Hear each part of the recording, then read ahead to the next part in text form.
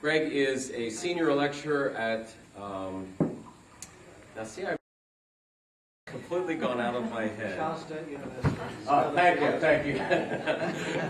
It's all the corporate badging. And a member and a fellow at the West Star Institute, a former associate director there, involved with lots of other projects. I noticed, I looked at your Googled you, and many things going on. But Greg is been a great addition to our team, and he's going to talk about the coin of Severus Alexander, and the coins have kind of become his thing now. So we'll see what he has to say. So Greg, thank you. All right. Thank you, Carl, and let's get underway. When we say coins have become my thing, this is my first outing with coins. Coins have found them fascinating. A colleague of mine on the Gold Coast, who's a retired medical doctor but has been specialising in the study of coins for a decade or more, is thrilled that I have caught the bug. And better still, he already owns all the reference works, so I've got access to a good mentor there to help. So what I want to do is particularly look at a particular coin which was found in Area A West. Now the coin has not yet been formally identified by the IAA, but Peter Lewis, my friend and colleague from Australia, and myself are of the view that we can work out what it is. So we're also looking forward to see the coin once it is cleaned and to see whether we are correct, but we're reasonably confident of what we're dealing with here. So it's a small bronze coin, 22 millimeters in diameter, and if you have very good eyes and the right light, around the top outside diameter, you'll see this inscription legend on the obverse side. Okay, Imperator Kaiser Marcus Aurelius Severus Alexander. It's a bust facing right, as you can see. He's laureate. He's got a wreath on his head. He's draped, and he's also wearing armour, cuirassed. So it's a standard kind of pose that we find examples of on lots and lots of coins. If we look to the reverse of the coin, and this took a bit of work to unravel, and we were assisted by Richard Plant, an esteemed coin scholar from the UK. I believe he's in his early 90s. He's written a number of books on coins, and he was able to assist us in correctly identifying this coin as having a mint stamp from Colonia Ptolemais, Colo Patol, which of course is Akko. So in terms of recent conversations about Akko and the links between Bethsaida and Akko, this becomes significant. So it's a coin from Ptolemais, or Akko. It's a horse pacing left, and we'll see another coin of Severus shortly where he's heading in the other direction. His right hand is raised in salute or triumph. His left hand is holding a scepter. Behind him there's just a hint of a cloak billowing sort of through there. And in front of the horse's foot is a caduceus, which will be over there. Okay. Now so we begin to put together some standard pieces of this particular coin. Unfortunately, we have about 4 or 5 other examples of the very same coin, as in the same design, coming from, in most cases, from the same mint. So it helps that we don't just have one coin, but we have several examples of this particular issue, although of course only one instance of each particular coin. So here we have 2 examples from Lindgren, Volume 3, 1993. These 2 are not as well preserved as some of the others we're going to look at. Again, we've got the laureate bust facing right. In this case, I can't see any sign of wearing armour, cuirassed. The legends are not even as easily read as the coin from Bethsaida. And the coin we're looking at is basket 23284 from locus 2222. And I'm now quite familiar with that series of numbers, of course, having played with that for the last couple of months. And what we have on the reverse of the coin is, as we saw before, the rider advancing left, right hand raised, left hand holding a scepter. There's evidence of a cloak billowing out behind the rider, and in each case we can see the caduceus, Mercury's wand, below or in front of the raised hoof of the horse. So this one just here, the caduceus is there. The other one, the caduceus, is a little bit closer to the edge. So presumably these coins have not been made using the same die. Another example, here we have again the bust laureate facing right, possibly draped, I'm not sure about that one, and the legend is a little bit more decipherable but not as clear as the Bethsaida coin. But again, it's clearly a reference to Severus Alexander.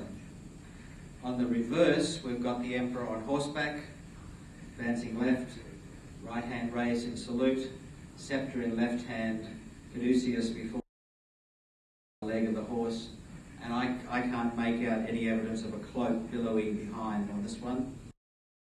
A function of my eyes and the coin and the resolution level that we've got here.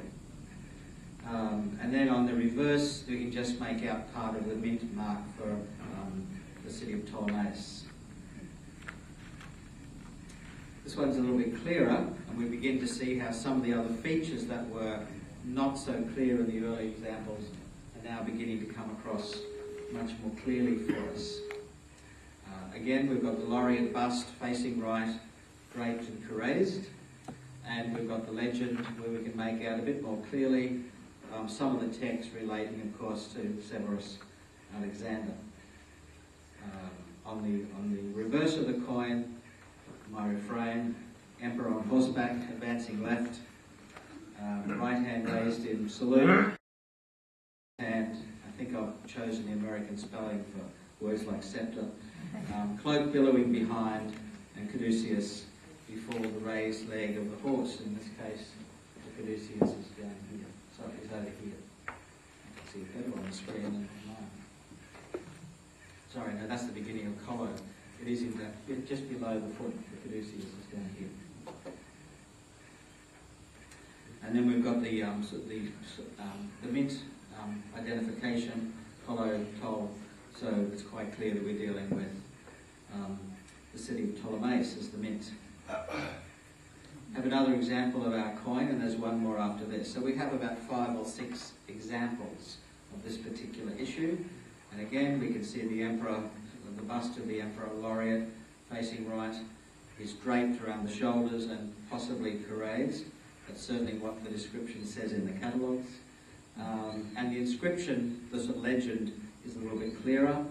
And again, we've got a reference to the Emperor Caesar, Marcus Aurelius, Alexander. The reverse, we've got our familiar design now of the rider on the horse advancing left. You can see the right hand raised, the left hand holding something, and you can see the scepter between the shoulder and the elbow. Perhaps I can see it on my screen. You may not be able to see it on that resolution. And you can also see the cloak sort of billowing behind. And in front of the raised hoof of the horse, you can see the caduceus very clearly. I've just finished a 2-year term as president of Coringa Pony Club in Brisbane, so it's been fun playing with different kind of horses over the last few weeks. And again, the inscription or this legend on the reverse of the coin, Collo Tolle, the Colonia Ptolemais, the city of Ptolemais, or Akko. And then perhaps our best preserved example, or the easiest example to read, is this one. Features of the young man to put on his passport. So on the front, on the obverse, we've got a laureate bust facing right, hair neatly brushed and combed, of course, draped and carazed, doing all the right things, wearing all the right gear. And the legend is quite clear. Okay, it's the same legend as we have on the coin from Bethsaida, although it's much easier to read and much better in terms of the way it's centered on the coin.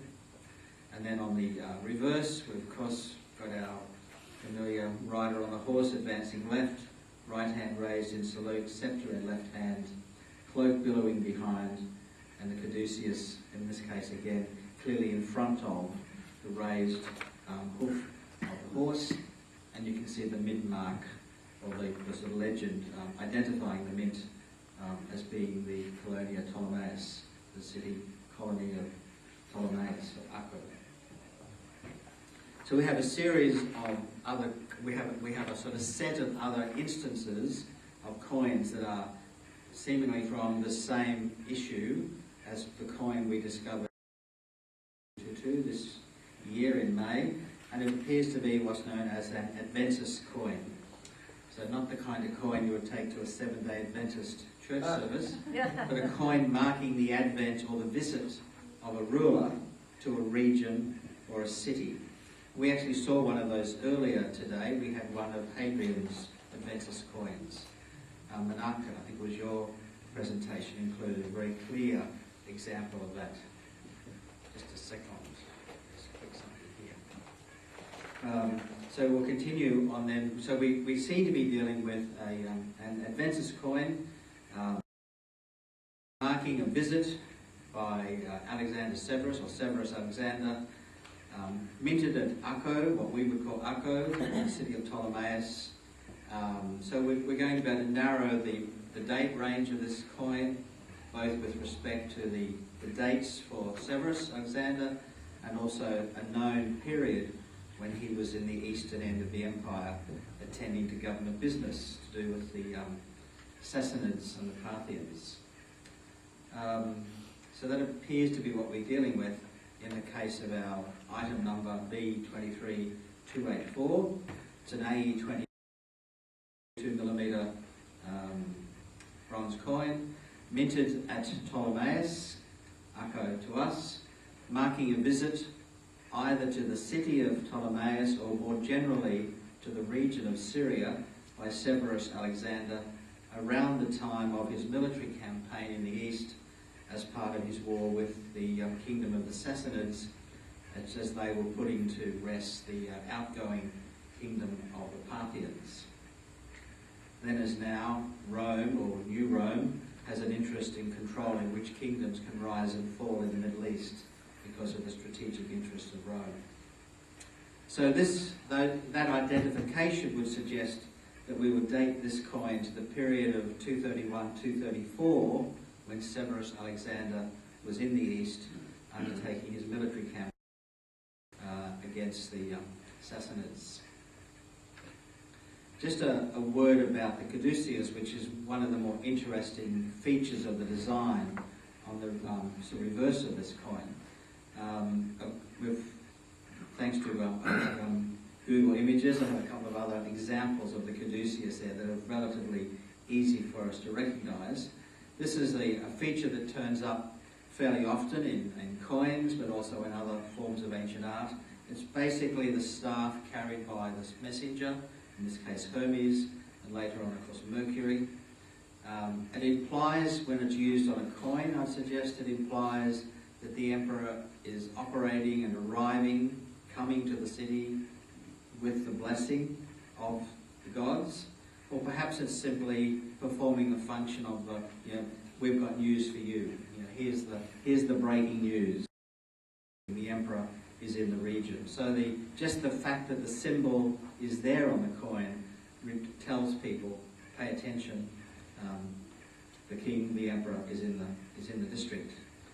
Even if he's long since departed, the symbol and indeed the existence of the coin, of course, hints at his capacity to return along the fine Roman roads with his troops, should circumstances require.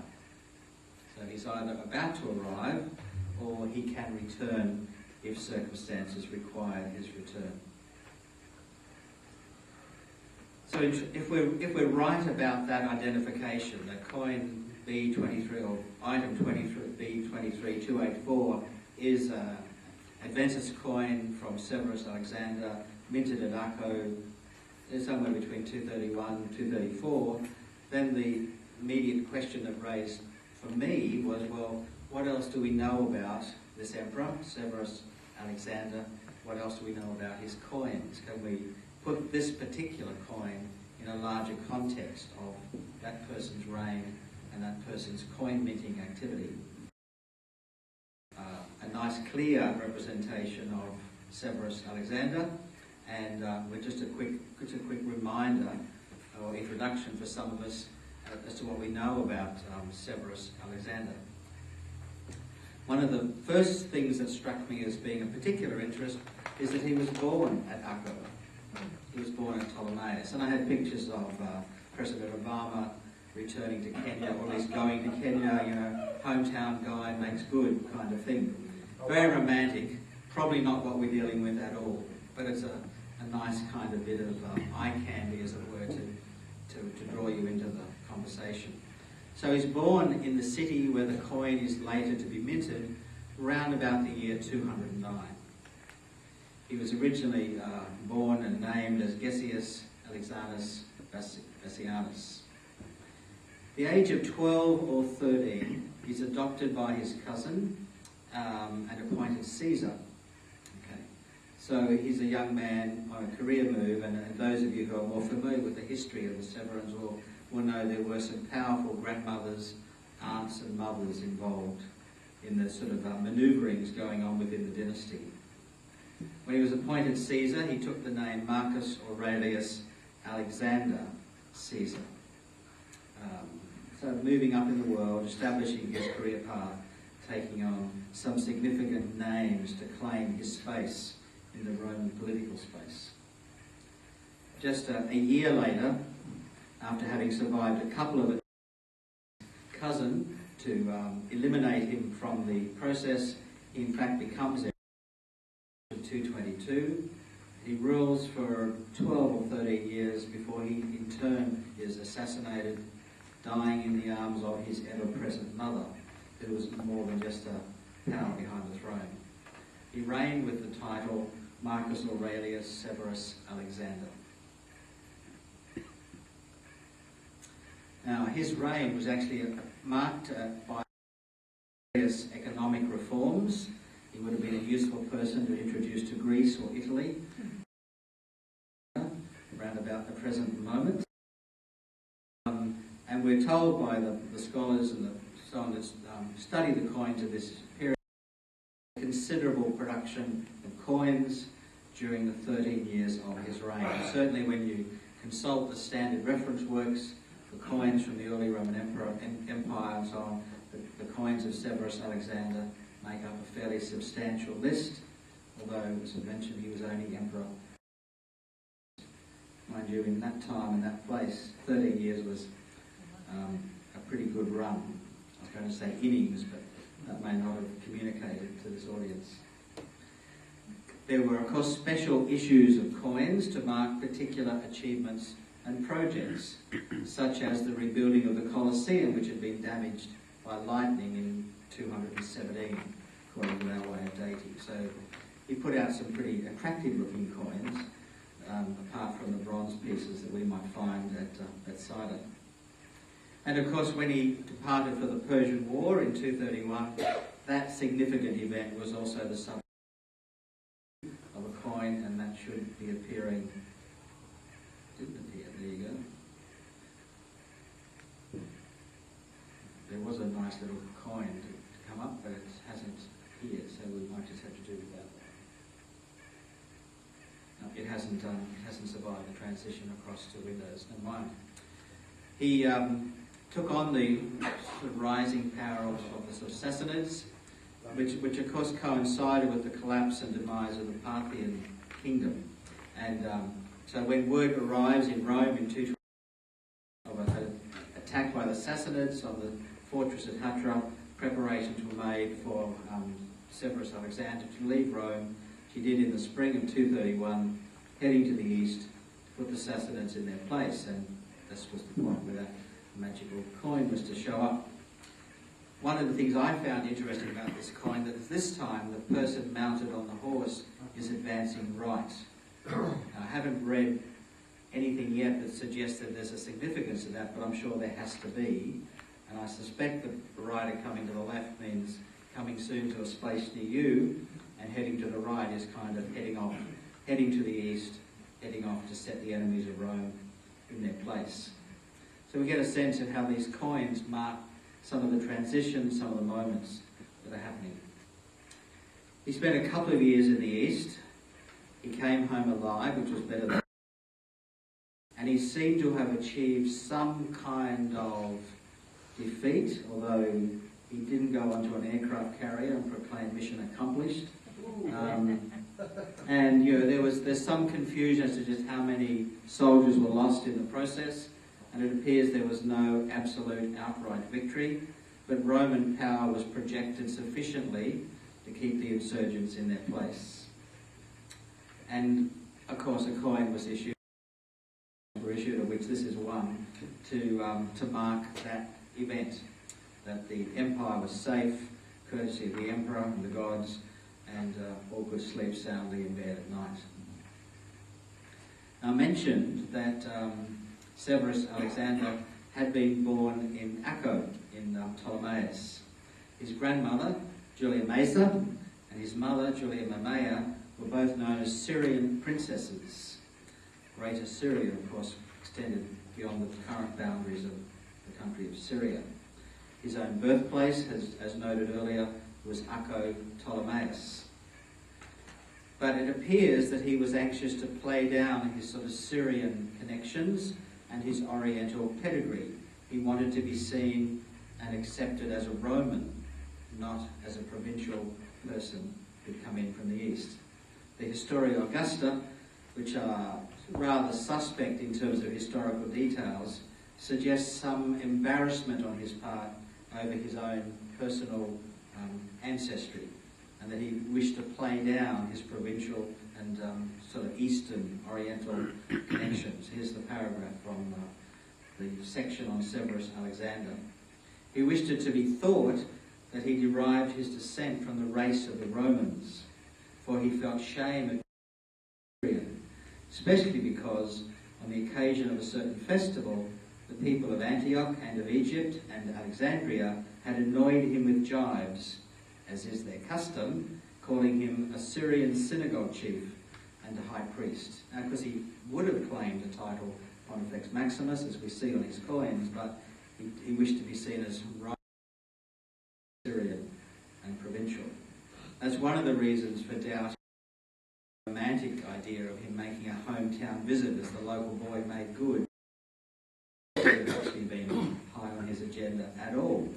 In fact, we could almost say the last place he would visit would be Ptolemais. So the inquiring mind of the new coin scholar then turns to the question of, well, what do we know about Acco Ptolemais? If the coin comes from there, and if the emperor under whose reign it was minted comes from Acco Ptolemais, what do we know about Acco Ptolemais? And after Richard's presentation yesterday, I know more about Acco Ptolemais than I did when I finished this presentation, so I was intrigued to see the connections that are going on here. Ariel Kindler referred to it as a city with many names, and it was a place whose identity changed as different rulers came and went. The ancient Phoenician name for the city was Ache, and this of course survives in the name that we still use for the place, Acco. Around the time of Ptolemy II, who again, I think he came up earlier today as somebody likely associated with the resumption of significant settlement occupation at Bethsaida, renamed the ancient city as Ptolemais. It's always good to kind of name a place after yourself. That name continued really right through until the 5th century of the Common Era. But there were a couple of other moments where, for a period under the Seleucids, the city was known as Antioch. Of course, there were a few Antiochs, and so there was a particular combination of the way that people would refer to this particular Antioch. For a very short period, in the reign of Claudius, it was actually renamed as Germanica to celebrate the victory of Claudius over the German tribes, and indeed was elevated to the status of a Roman 54 CE. And one of the times shows the emperor ploughing the boundaries of the city and claiming the title of city founder and so on. So this was a game that different rulers, of course, played at the time. The mint at Acco Ptolemais had quite a long period of activity as well. There's evidence that Persian period, local Persian coins, the Darik, were being minted at Acco, and as a kind of secondary mint to the main mint at Tyre. The relationship between Acco and Tyre, in terms of mints, appears to have remained 100 years. Tyre was by far the more significant mint and produced a much larger output of coins. The mint was re-established or established, depending who you read, by Alexander the Great, obviously towards the end of the 4th century BCE, and it maintained continuous operation as a mint until it was closed in 256 of the Common Era.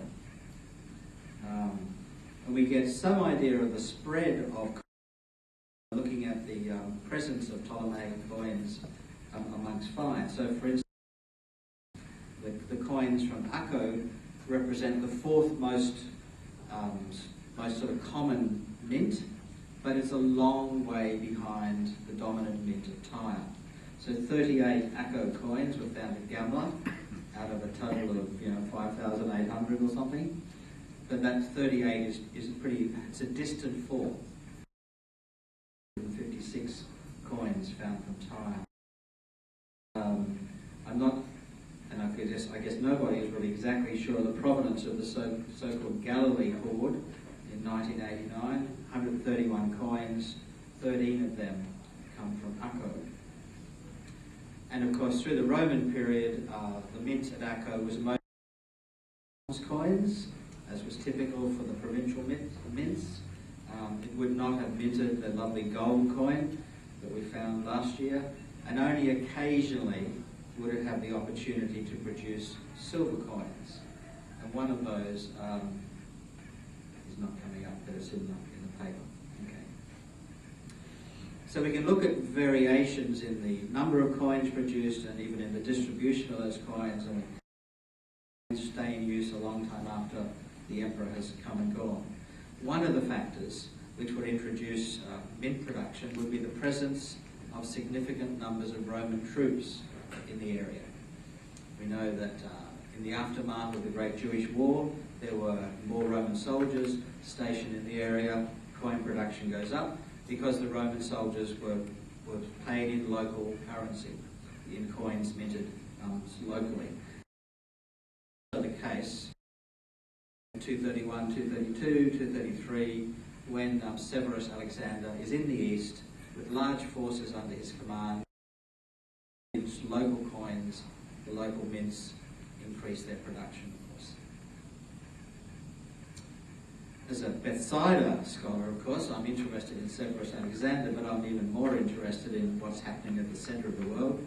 And someone said, so what do we know about coins from Bethsaida, and in particular, what do we know about 3rd century coins from Bethsaida, and what can our state-of-the-art database tell us about coins from Bethsaida? Well, there begins an interesting journey. Professor Kuhn's been on that journey a long time longer than me and is aware of some of these pitfalls. The Israel Antiquities Authority lists 22 3rd century coins from Bethsaida, to which we can now add at least one more. And there will be a list of those in a moment.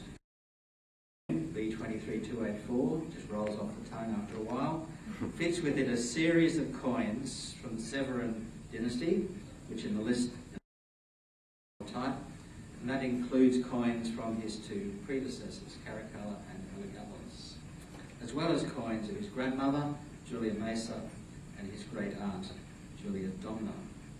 So it was a family business in many ways. However, this particular coin is the only 3rd century coin. In fact, I think it's only 3rd century coin that comes from the mint at Acco Ptolemais. So here's our list of 3rd century coins based on the data from IAA, and the lines that are in bold are lines that refer to members and coins from the Severan dynasty. And you also get a sense of some of the gaps in the database. In some cases, the locus number is recorded, but not always. In about half of the cases, the area is recorded, but not always. And rarely are we told the actual grid number, but sometimes we're lucky there as well. So that's the bunch of existing 3rd century coins found at Bethsaida prior to the little bronze coin turning up in Area A West on the 25th of May this year. Ready for me to flick on? There's a couple of you who are looking at that very intently.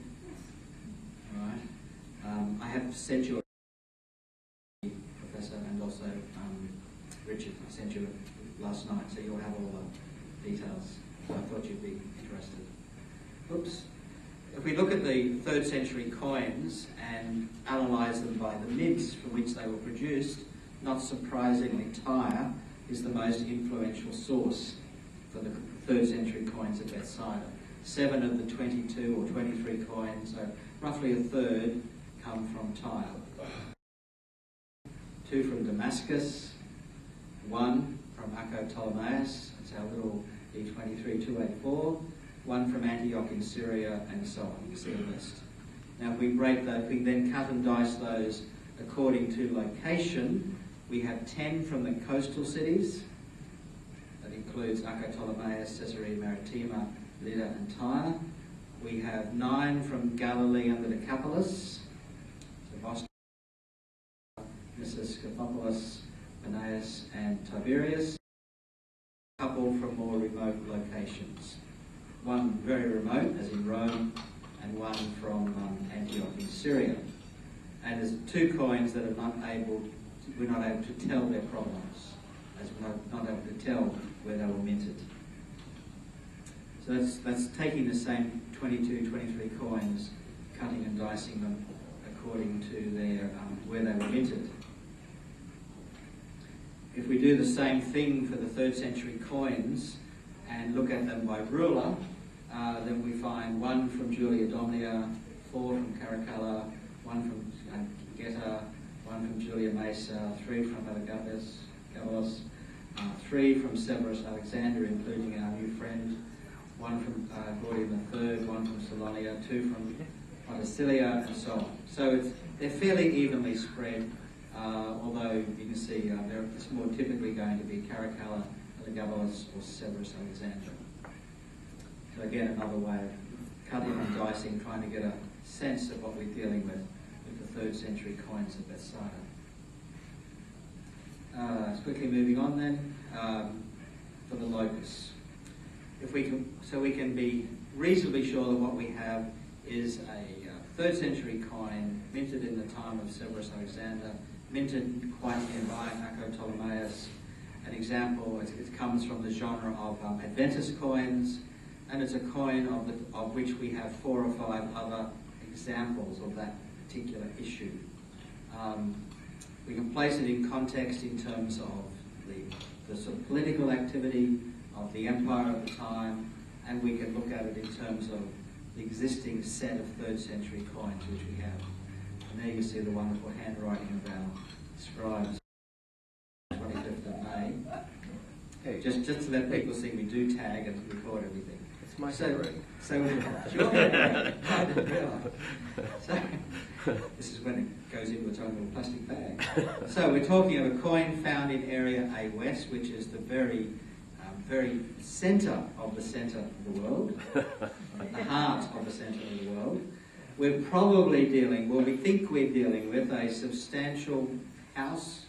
Villa is my word because it fitted in better than house, but a substantial domestic building from the Roman period, probably somewhere in the 2nd to 3rd century is where Carl tells me we're heading with the material that's coming out of this area, this particular part of the site we're working in.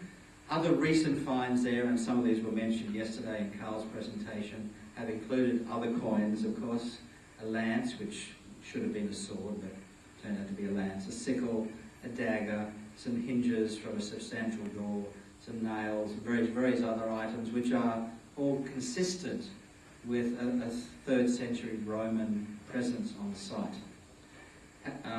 Carver is yet to put it all together. That's one of the next projects. Is my walking. However, the coin was found in bulk rather than in a secure level of excavation, so that limits our capacity to draw hard connections with the immediate context, although the larger context of this domestic structure, which we think comes from the 2nd or 3rd century, the Common Era, all kind of helps. So that's if you like, an interim report on this particular bronze coin that was found, as you can see, in Locus 2222 on the 25th of May 2011. And the next shot will just, put those up for you, except I went too far. I'll just leave that last graphic on the screen while we do questions and discussion.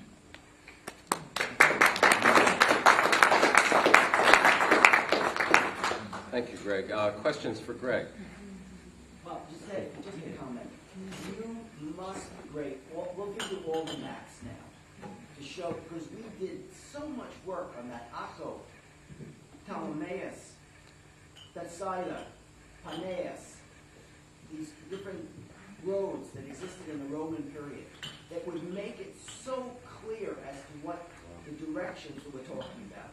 And I think if you start to plot the coins from Sepphoris in the direction of Damascus, I think that it would, either show you what direction the coins are going in, because I'm sure that there are Jordanians who have done work on the Ptolemaic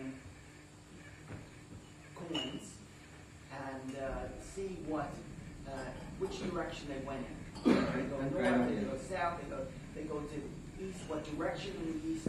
I mean, it's just. And the other suggestion is you must put now a copy of the map of Bethsaida where the